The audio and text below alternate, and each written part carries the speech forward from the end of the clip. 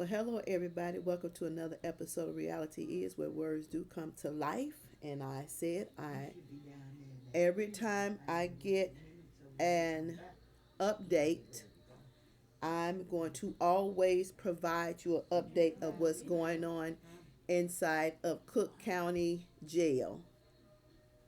Um, so they've been moving inmates around in Cook County Jail. And here is my concern with that. If you moving people around and you bringing people in that's new, have you tested them before they came into the unit? How is this working? And if you have a unit that is halfway decent and the guys in the unit or the women in the unit are halfway decent, you don't have no problems, why do you all feel the need to throw a wrench in the program and bring younger guys in there, and then the next day, like today, they're in there fighting? And then you all act like you don't know what the hell is going on inside those walls. So please help me to understand, why do you make the decisions you make, and why do you do the things that you do when it comes down to inside those walls? I'm not understanding. Here is something else that I got wind of. There's no hot water. None.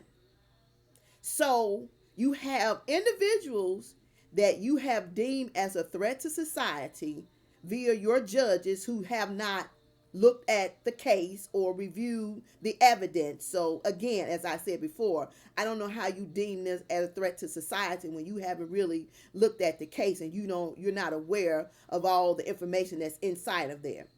And most of them have not been to trial. They're still waiting, sitting, and you all are provoking an atmosphere so you can get them to do something that's out of pocket to keep them inside those four walls. Now, Tom Dart, or whoever your officials who make these decisions to move these inmates around, you all have moved them to another location without any hot water. You might as well let them sleep outside. If you're going to do something like that, it don't make no sense. Y'all make the dumbest ass decisions in life. For y'all to be so smart, y'all really dumb. You're really, really dumb. And again, I wonder why we have people in authority over these entities when y'all seem to know what the hell y'all doing. You talk out both sides of your mouth. When people start pulling your cards and they start reporting what's going on inside those walls, then you want to make a point to get on the news media and you want to make it seem like you have everything under control, and it's not as bad as it seems. And it is as bad as it seems. And I'm going to tell you how I know it's as bad as it seems.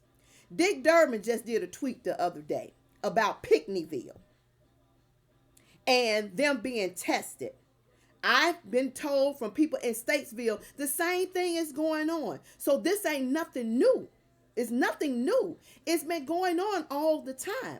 But my question to you elected officials, your Tony Preckwinkles, whose name is on outside on that kiosk, bright as day, on California, you and Tom Dart, Cook County Board President, why do you all have the seat that you have and you let things go the way they go?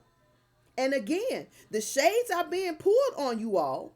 Things are happening, and it's showing that what's been going on, you all been trying to cover up and act like those facilities are up to par. Those inmates in there are being treated like human beings, and we're finding out they're not being treated like human beings.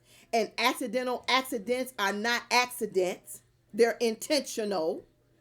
And we have an order, especially in Illinois, for social distancing, and you have the virus inside those walls, and you study shifting people around, and you study bringing new people in without testing them. So intentionally, you're trying to infect somebody. That's what you're trying to do.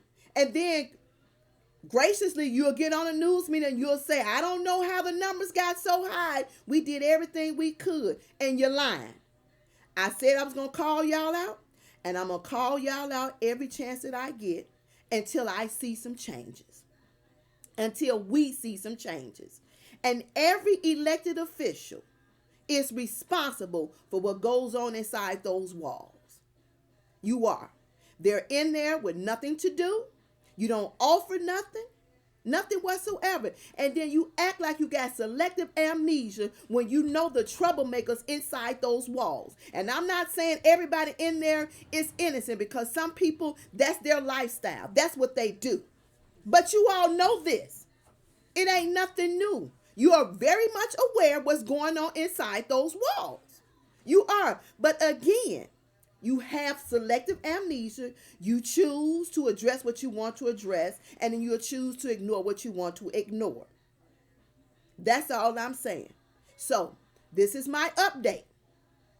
And I'm going to keep coming back whether you all like it or not. I don't care. Until we see some changes happening across these United States and every prison, not just Cook County, because I'm sure it's not just happening in Cook County. And as Dick Durbin said about Pinckneyville, it's happening across the board. And even the meals are horrible. And they still have not gotten their microwave back. So you don't have no hot water. They don't have no microwaves. They're in there fighting. How are you going to address this? Tom Dart and Tony Preckwinkle, because you've been real quiet lately, Tony. You ain't been saying too much of nothing. I wonder why. Tom Dart, you been quiet too. I want to hear your rebuttal to what I'm saying about the facilities that you supposed to be over and the facility that you said you got a good handle on. And clearly you do not. Now, y'all want somebody's vote?